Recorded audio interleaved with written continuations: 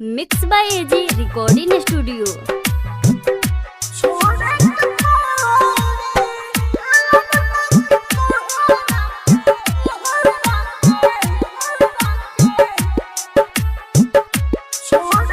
DJ Kanchan Raj Muzaffarpur.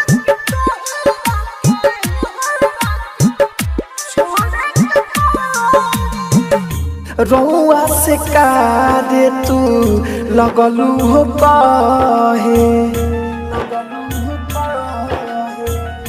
दिलावा दर दिया त लागल सहे।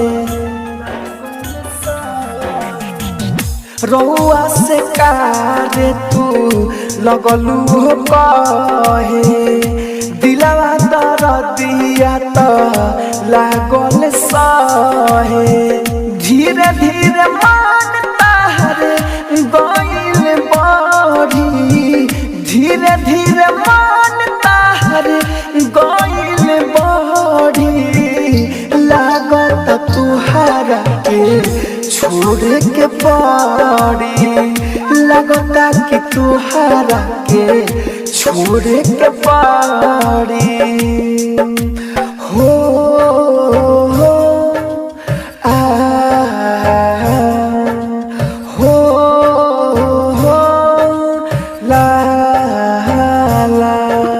Mix by AG recording studio. DJ Kanchan Raj Muzaffarpur.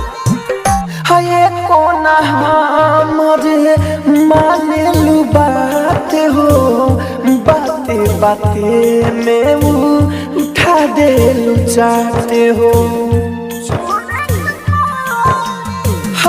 है कोना हमरे माने लू बात हो, बाते बाते में उठा दे लू चाहते हो। पीटा लगा देला से तू नहीं डहरी, पीटा लगा देला से तू नहीं डहरी। लागत तुहारा के छोड़ के पड़ी, लागत कि तुहारा के छोड़ के पड़ी। हो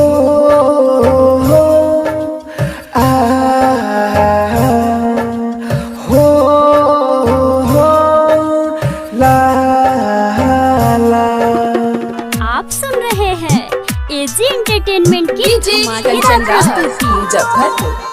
हायते करेलू कहे राहुल राजधानी हो, देखी देवेंद्र के दिला वारोवेला रानी हो। हायते करेलू कहे राहुल राजधानी हो, देखी देवेंद्र के दिला वारोवेला रानी हो। बातें करेलू सबसे तू तो बड़ी बड़ी, बातें करेलू सबसे तू तो बड़ी बड़ी। लागत तुहारा के छोड़ के पड़ी, लगता कि तुहारा के छोड़ के पड़ी। रोशनपुर सपहा।